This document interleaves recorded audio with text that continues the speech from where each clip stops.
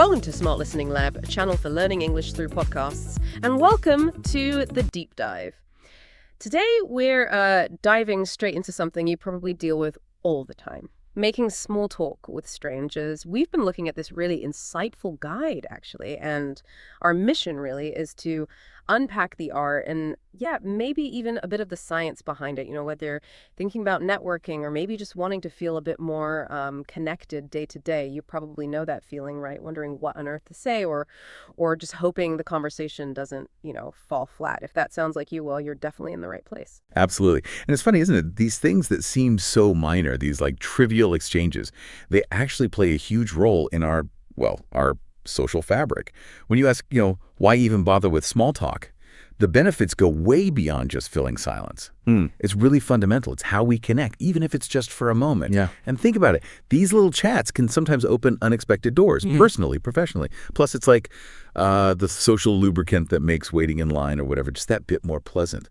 And importantly for you listening, it's great practice for honing those conversation skills. Okay, right. So let's get into the big one. What do I actually say? That's the hurdle, isn't it? This guide we looked at has some really practical starting points. And one of the simplest is just, noticing what's around you. Sounds obvious, maybe, but a shared observation can be a surprisingly good icebreaker. Like if you're both stuck in a massive queue, just a simple, wow, this line is quite something, isn't it? Like instantly creates this shared moment. Or the guide mentions, like in a coffee shop, just a genuine, that coffee smells fantastic, can actually kick things off quite easily. What's going on there psychologically? Well, it's fascinating because what you're doing is tapping into this innate desire we have for connection through shared experience. Simple as that. You're both noticing the same thing. Instant common ground. And the guide, quite smartly, suggests moving from just observing to asking open-ended questions, the kind that need more than a yes or no. So instead of, are you enjoying the music, which can just stop dead. Yeah, just a yes, and it's over. Exactly. Try something like, what do you think of the music they're playing? See? Invites an opinion, keeps the ball rolling. Right. And then, crucially, if they respond, the guide really stresses sharing a little bit about yourself, too. It keeps it balanced, shows you're, in the conversation, not just interviewing them. So if they say they like the upbeat music, you might add, yeah, me too. It's a nice change from what I usually listen to. Yeah. Just a little something. Makes you relatable. Exactly. And then comes that skill we hear about all the time, but it's so key for small talk. Active listening, not just waiting to jump in, but really taking in what they're saying and asking follow-up questions. That shows you're genuinely paying attention.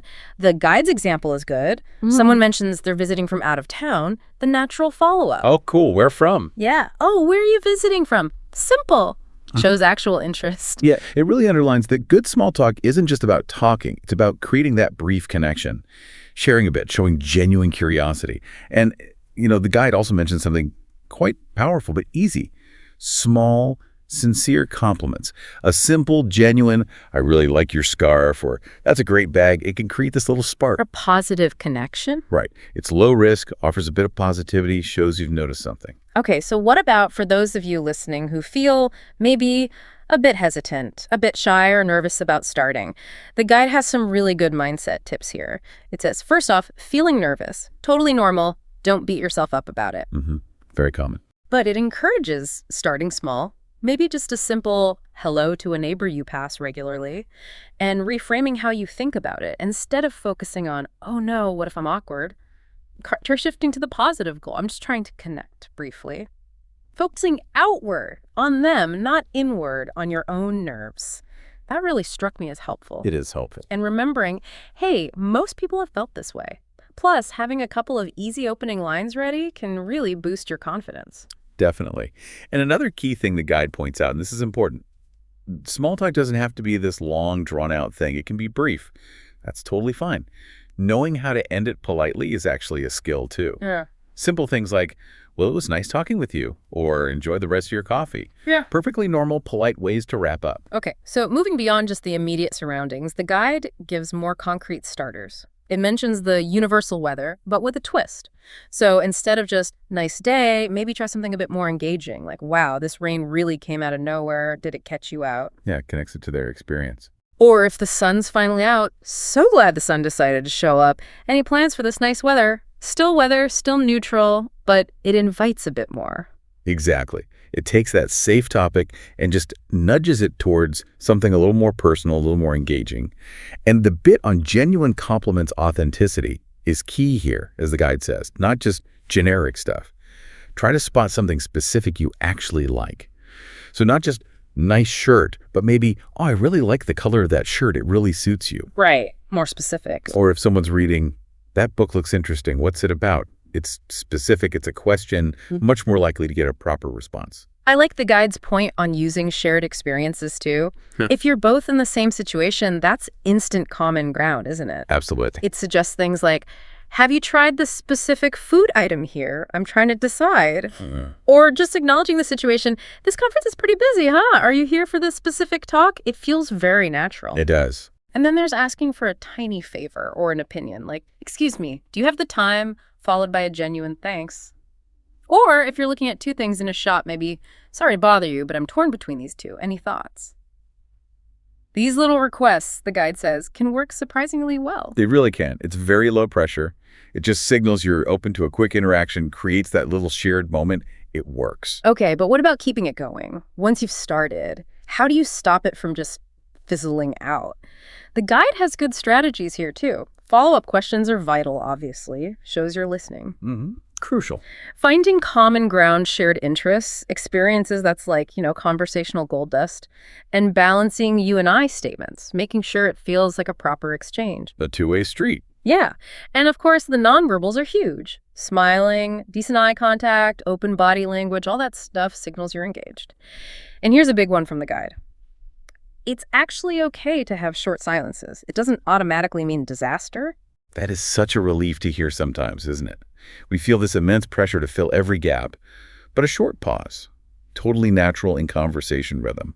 The guide also talks about transitioning smoothly, finding a logical link between topics. So if you're talking weather, maybe that leads to talking about, I don't know, gardening or holidays or something. Yes, so. But let's be real, sometimes conversations just end. And that's okay too. The guide suggests maybe having a backup question or two, but also stresses just ending gracefully is fine. Not every chat has to be life-changing. And if someone seems uninterested, try not to take it personally, really. It's usually not about you. So yeah, bringing it all together, the bigger picture here, which this guide really highlights, is that small talk isn't about, solving world peace in 5 minutes. It's mainly about showing you're open to connecting with other people. That's it. Just being human together for a moment. Yeah, exactly. And even those really brief chats can actually have a positive ripple effect. Brighten someone's day, maybe brighten your own. The main takeaway for me was focus on being friendly, approachable, genuine. Don't aim for perfection. And like any skill, you just got to practice it, right? Start small, low stakes. Each little chat makes the next one feel a bit easier. Absolutely. And maybe a final thought for you, the listener, to chew on. Think about the cumulative effect. All these tiny positive interactions, over time, they really add up. They contribute significantly to our sense of, social well-being, feeling part of things. And maybe try this. Become an observer. Watch people around you who are good at this. What do they actually do? What phrases do they use? How do they make others feel comfortable? You can learn a lot just by watching. What little experiment could you try this week? That's a great point. Well, I really hope this deep dive, drawing on this guide, has given you some practical ideas, maybe a little nudge of encouragement. Go on, try one small thing out. Thanks for taking this deep dive with us today. Thanks for tuning in. Keep practicing, and for more English lessons, don't forget to like, subscribe, and share.